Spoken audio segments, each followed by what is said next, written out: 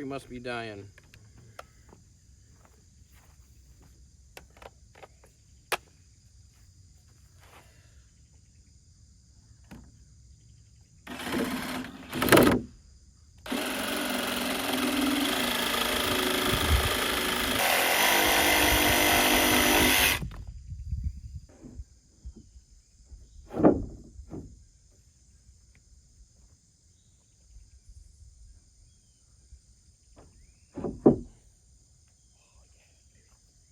Oh yeah. Oh yeah.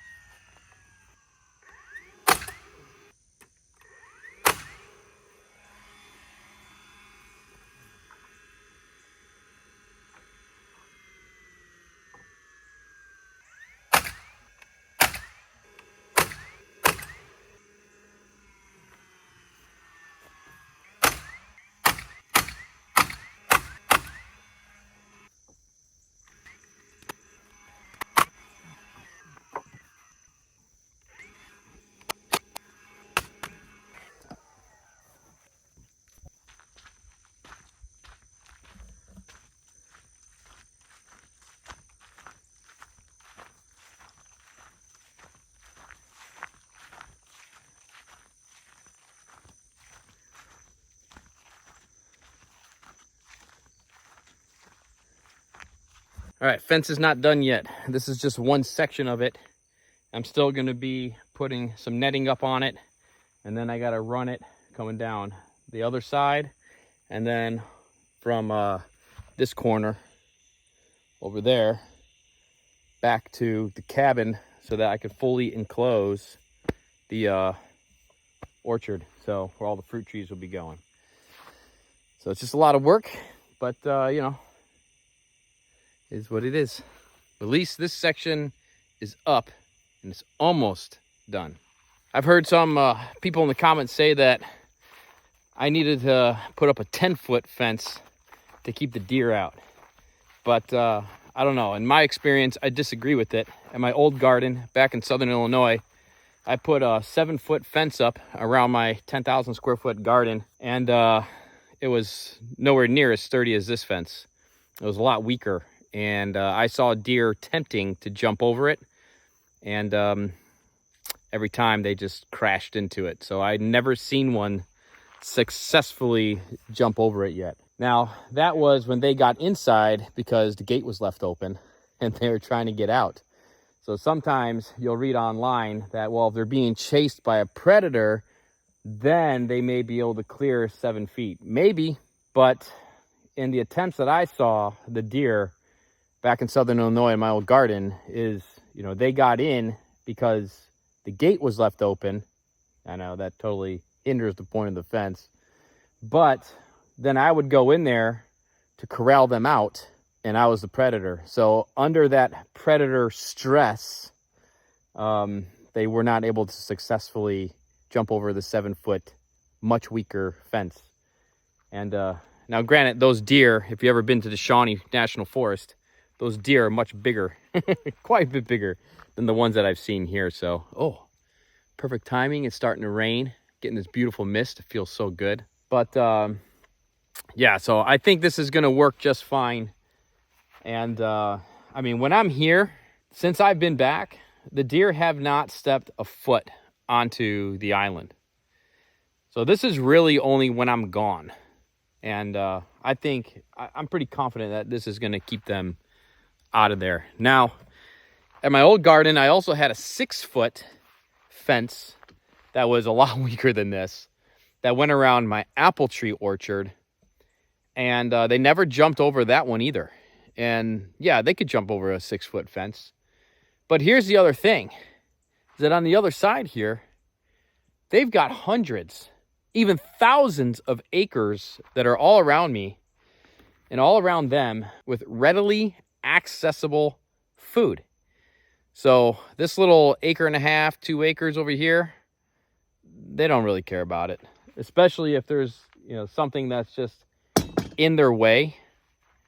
You know, I mean, come on. So pretty unlikely, but time will tell. Time will give us all the answers. I also had some people, you know, giving me their tips on that the fence isn't going to last long because, you know, it's a natural fence. And if I had any plans for the future for like update fences. And right now, you know, this fence was free, minus the nails, but all the wood for this fence was free. It came all from, you know, back in there. I know it's getting dark right now. But right now, my plan is at least this section of the fence. When time comes, then I'll just rebuild it. A lot of wood fences all around. I could burn it. I could char it as well. But I'm really not worried about it. At some point, the fence will give out. At some point, the cabin will give out. At some point, everything gives out. And when it's had its life, well, then I'll figure it out and deal with it at that time. But I'm definitely not going to stress about it right now. So, I mean, it's just a fence. Who cares?